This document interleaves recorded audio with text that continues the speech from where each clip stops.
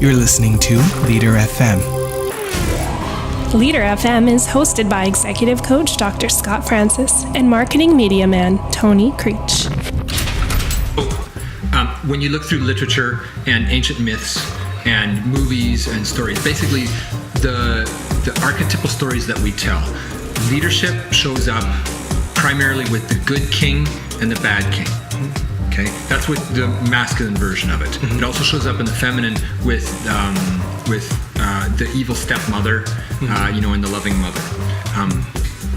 So a classic example, they got it just perfect, was how Disney did The Lion King. You had Scar and Mufasa. Mm-hmm. Mufasa being the good king, and under his rule, the plains were beautiful. There was lush grass, and the people were happy. Mm-hmm. Under Scar, when he took over, the land became parched and drought, and the people were hungry and upset. The difference shows up in how they led their people and what they were about. Scar was all about his ego, all about him having power, him dominating. But under him, his minions were the hyenas. And the hyenas, he would just let do whatever they wanted. Mm-hmm. They could eat whatever they wanted and destroy, and he didn't care. Mm-hmm. Whereas Mufasa was all about balanced, good leadership, a person of great character. Mm-hmm. Under him, he made sure that people were behaving appropriately. Mm-hmm. Right? So this picture shows up all throughout literature, and we experience this in the leaders that we work with. And you can even think of your own life. Are you currently under a Mufasa or a Scar? Now, probably when I ask that question, you're not quite so sure. And that's because Mufasa and Scar are in both, like they're both in us at any one time. And it's a major mistake to think that it's more like a switch where I'm either or. Mm-hmm. I'm either a good leader or a bad leader. Mm-hmm. That's not true. At both times, they're both active within you. And the trick is to be extremely aware of Scar and to do what needs to be done as Mufasa, but watch out for Scar, because that was in The Lion King and in so many of the other great stories out there. The good king is deposed by someone right close to him, right? He is blindsided by evil, and the exact same thing happens in our own psyche. We think we are leading well, and in actual fact, something about us comes along that's dark and so if we're not aware of it, if we don't acknowledge our dark side, that dark side can, like Scar, could consume us. Or consume the people underneath us and around us. So and that's this piece here, substance is so important. People without substance are far less likely to even care to examine themselves, to see if their shadow is showing up, if Scar is showing up, right? And if they do suddenly have this anxiety rise up within them that maybe there is a dark side to them, their ego, they're going to want to protect it, and they're going to want to ignore the dark side that's showing up. No, I'm not evil. It's those guys over there. Start blaming people, right? I would never do that. No, so I have, but it was if Scar is the shadow, or the bad tyrant king, and Mufasa is the good king, then if we look at Simba's journey, we see more of what we have inside of us, where we have both, like young Simba, who says, "I can't wait to be king," and his song, "Everybody look left, everybody look right," very actually like a tyrant. Yes. And at that time, he wants to be a tyrant, really. He wants to. He wants to be the boss. And but later, because he blames himself for the death, he's able, and because he holds that hardness close to him. When he goes back to confront Scar, and he doesn't even realize at that point that Scar is the one who did it, he's charging bravely forward regardless of he's incorporating some new stuff into himself. He's not letting go of this because he still believes it, but he's integrating this new stuff. What is he incorporating? Okay. How do we do that? Okay, so rewind a bit with the story. So just going back a bit to the shadow, one of the pieces that we miss is where we think that the shadow is something that we need to destroy, that we need to completely obliterate Scar, right? And be only Mufasa. So for example, we talked before about ego. If you have ambition and you think that ambition is wrong, especially if you come from like some certain religious circles, that's a piece there. If ambition is wrong, that you need to let other people promote you, then you can push that to the back and try and squish it down. It doesn't squish down though, right? You squish it down and then it comes out in other places. And so quite often you see people in these religious circles who are trying desperately to squish this down. It squirts out. So there's a story told. The devil went out one day.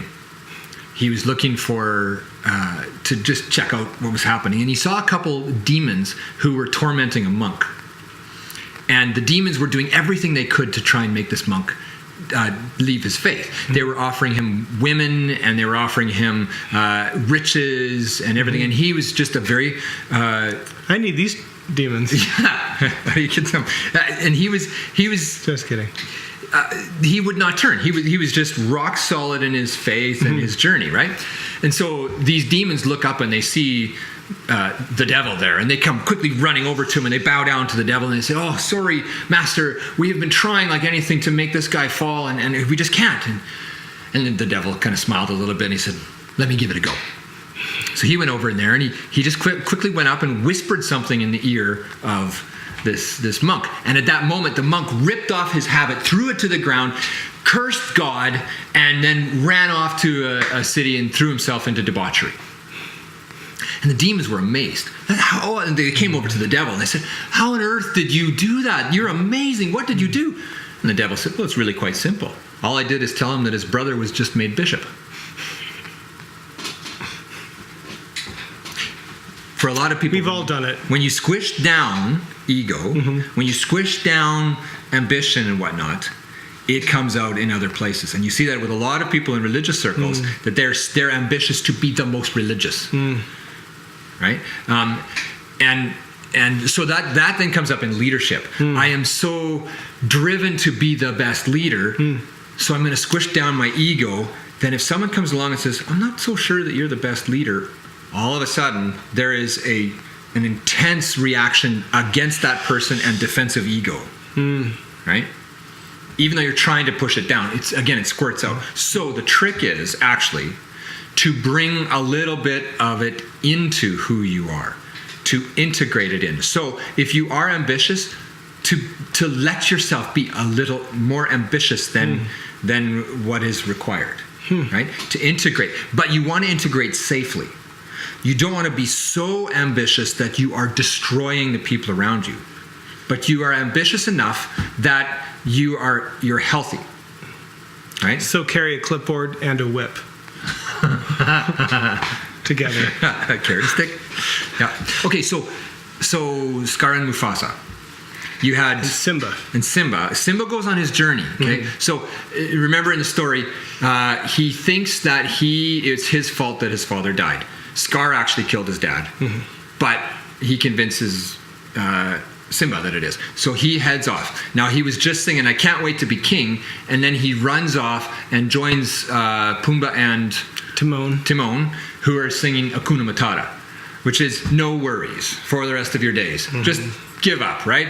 It's almost the same as living in Never Never Land. You don't have to grow up. You don't have to take any responsibility. It's just you. Oh, I think my wife says I live there. You live in Never Never Land. So in that state, it was kind of he went off into adolescence. He continued to live that way and just living on his own, not taking any responsibility, which is a lot of people who don't want to take leadership, right? No ambition for that. But that was there until one thing happened. You remember the story? What changed him? His friend returned. Right, Nala. Nala, the girl, which he ends up, of course, falling in love with. Now, this shows up in so many of the archetypal stories because it shows up in real life. It's what we experience. Nala represents the goddess, who is the next level of mentor, who also is a reflection back. In that moment, Nala pins him to the ground and they're playing and whatnot, but then Nala sees in him that he's doing this Hakuna Matata nonsense, and he's not willing to come back and take his rightful place and get rid of Scar. And she calls him to be responsible. And he's saying, forget that, I don't want that. And then they part ways and they're upset at each other, right? He experienced in that moment a direct reflection of who he was and what he could be or should be, but he doesn't want to take that. And so he walks away. And so often that's exactly what leaders face, or people who are stepping into leadership. It's, I'm called to this level, but I don't want to go there because that takes a whole lot of chutzpah and fight, and that's not in me. And there may be shame, shame that I it's my fault that my father died. And so you just don't want to go there. But then in the story, along came the monkey who took Simba and showed him that his father was still inside him. Showed him, I think, a reflection in the water. Yeah. So there's the piece. When we need to step up to that next level, we need to dig deep and find that resource within ourselves. In a lot of the literature, it's the rescuing of the dead father. And it shows up in so many different places. You even see this with Return of the Jedi. Right, where he literally rescues his dead father and then is able to defeat the emperor. Right, so it's the same thing with leadership. When we're going to step up to that next level, there has to be something within us, and that's that substance. And oftentimes it's by drawing on what we got from our mentor and from some internal source. So, and I'm just bringing it to the leader's journey. There are these resources and mentors within us, external and internal, that we can look to. And it's not about hiding the shadow self, but about embracing enough of the parental figure in us and the mentor in us, so we can not just step out, which is very kind of solo leadership, but step with his team. Because he didn't necessarily just step out, he stepped with a group of people, with Timon and with Nala, but he moves with them back, and that comes from us being willing to see those things in ourselves, seeing the things I see in my leaders and myself, and nurturing that. So if you think that within each one of us is both Scar and Mufasa, and that was his journey up until that point. He's about to go back and try and depose the tyrant, knowing full well that it's his fault or he believed that his father was dead. So within him, he had this inner turmoil that I'm not good enough, I don't deserve this, but I'm going to do it anyways because the land needs it. Right? And I think that's one of the big parts of the leader's journey, which is an honest measuring of ourselves to look and say, you know what, this role here, I'm not good enough for this. I need to up my game, but this context needs my best leadership, so I'm going to bring it. And that turmoil is something that we live with and then get better at. So it's that classic fake it till you make it. That's a part of the journey. We call it, what's the word for it again? Imposter syndrome. Yeah. Right? So